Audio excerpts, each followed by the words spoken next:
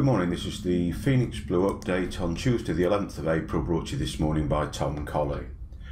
As we expected yesterday, a very quiet day. We said that yesterday morning, and that was exactly what happened. Not a lot of point being at your screens, even intraday trades. There was very little movement to be worthy of your time. Let's go and look at the news. Well, the news yesterday was one event, and we'll go into that in more detail shortly. That was Fed Chair Yellen speaking and taking questions at an event, including questions from students. But I'm going to go through the type of things she said and hopefully get a clear understanding of where the Fed sits at this moment in time in relation to rate rises for the remainder of the year. Today, only one event that's red flag on news events, and that's the CPI for the pound. That is significant. We're looking at a forecast of 2.2%. It's versus a previous of 2.3. Just the year-on-year number, so that is the most significant. So we will expect the market to react. We could see 60-80 pips movement in a matter of minutes as a reaction to that. We've said before, our preference for the foreseeable future is to be trading the pound on an intraday basis only, simply because there are so many of these events and the volatility is so great in the light of Brexit and what have you. And until something solidifies in that area and there's some idea of which direction or how the market sees that direction going, we will be very cautious in that respect. Okay, over to Janet Yellen and what she said yesterday. Number of the quotes that I picked out here, or paraphrases. She talked about before we had to press down on the gas pedal, trying to give the economy all the oomph that we possibly could. Now we're trying to give it some gas, but not that much. We're pushing down hard on the accelerator. She talked about trying to maintain a neutral assistance to the economy, so that she was just evening out fluctuations and just pushing it along in the correct direction.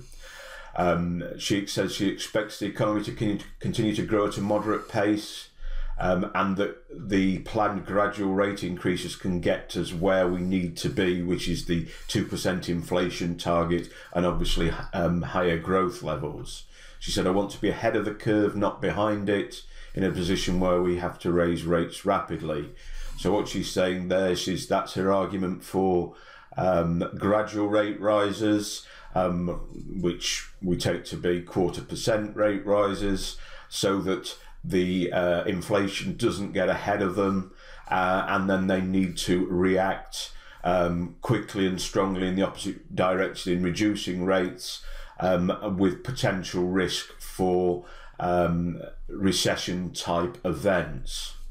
She also said that she saw unemployment as being below its lowest sustainable level, and the despite the jobs growth, and there's been massive jobs growth over the last few years, for that jobs growth in a 2% economy suggests low productivity, which is something that many other economies worldwide are suffering from. The jobs are being created are low paid, low, what's the word I'm looking for? Unskilled jobs. Classically, this is a reflection of what the internet-orientated business has done to the jobs market in a lot of areas, creating a lot of jobs in warehouses, delivering those sorts of jobs, rather than jobs that are creative and generate higher salaries, etc., etc. So in terms of where we're at from a trading perspective, she's really reiterating what we anticipate. She will continue to raise rates, or the FOMC will continue to raise rates gradually, as long as they continue to get signs that the economy is moving on its current path.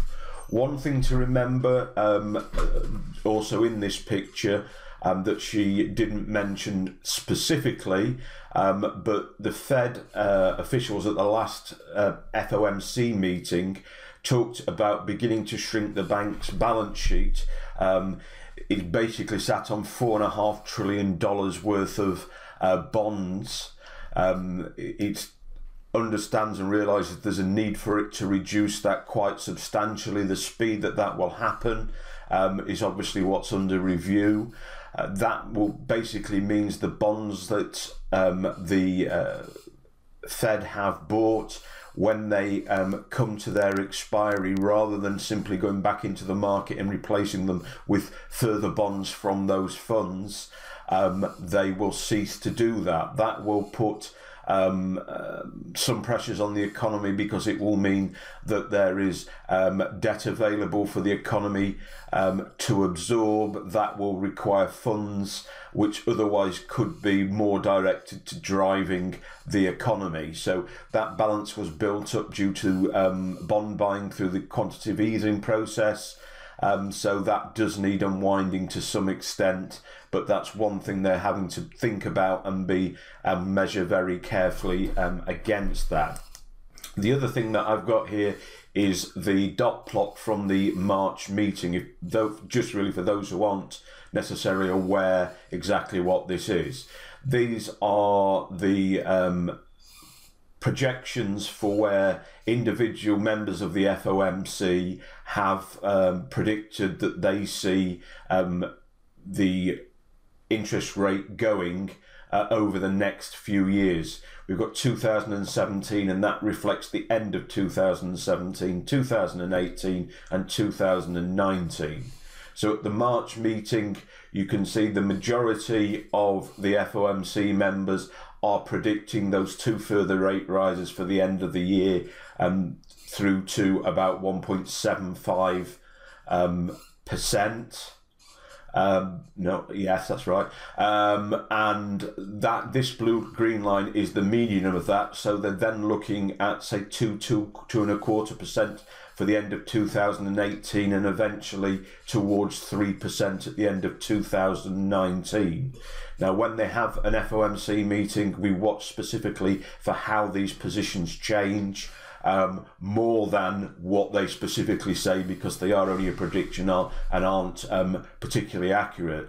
But in summary of what Janet Yellen said last night, and in summary of this, the Fed still looks on target for three rate hikes this year of 0.25%. We already had that one in March. It was very, very well signalled.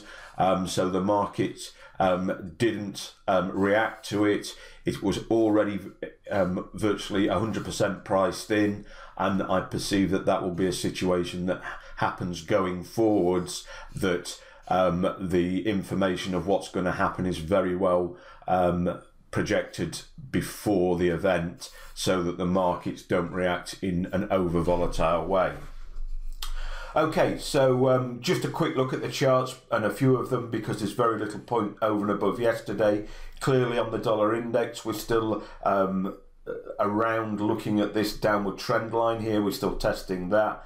We're still at a decisive point in, are we going to break above and give us some dollar strength that we're hoping for.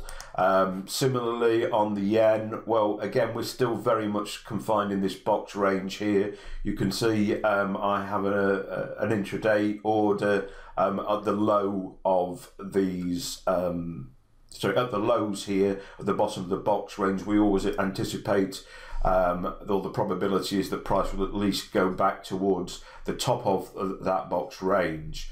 The real trade here, if we do get dollar strength, is that break above the 111.90 level through their retest, and then take that back through to the long side.